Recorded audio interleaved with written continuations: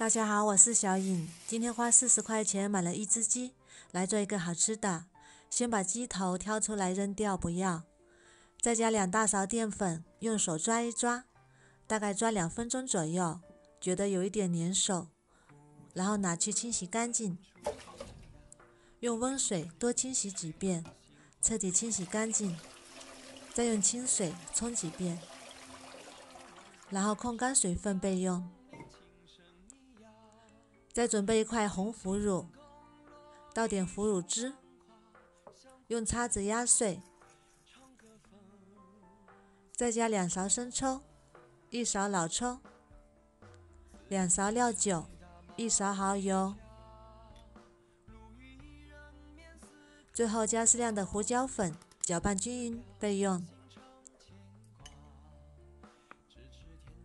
再准备一块老豆腐，把它切成小方块，装入盘中备用。1根大葱切成小段，再切点姜片，装入盘中。再准备半头大蒜备用。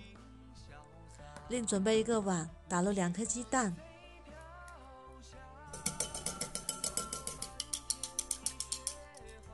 把鸡蛋搅散，倒入鸡肉里，再加2勺淀粉，用手抓拌均匀，让每块鸡肉都裹上淀粉，然后放一旁备用。热锅多放点油，油温烧热，把豆腐炸一下，大火炸至表面微黄，然后捞出来，像这个颜色就可以啦。捞出来控油，再把鸡块放入油里，开中火慢炸，炸至表面微黄，像这样就可以啦。然后捞出来备用。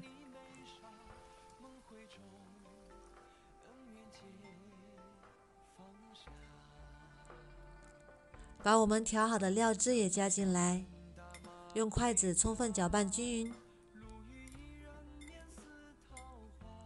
再准备一个砂锅，倒入葱姜蒜，再把豆腐也加进来，把炸好的鸡块也加进来，最后加入1瓶啤酒，啤酒没过鸡肉的1半就可以，然后盖上，大火烧开，转小火炖20分钟。趁这个时间，我们准备点青红椒，切成小块，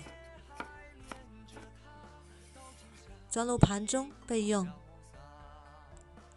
我们的鸡肉已经炖了20分钟啦，打开看看，哇，好香啊，香喷喷的。然后把青红椒也加进来，搅拌一下，香喷喷的鸡肉就做好啦。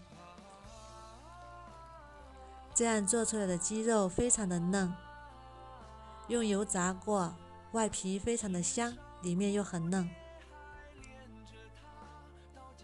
用砂锅炖出来非常的软烂，能轻松的脱骨。豆腐也是西煮的鸡汤，非常的入味。用啤酒炖出来的鸡肉一点腥味也没有，非常的好吃。如果你喜欢也试试吧。喜欢我的视频就关注我吧，谢谢您的支持。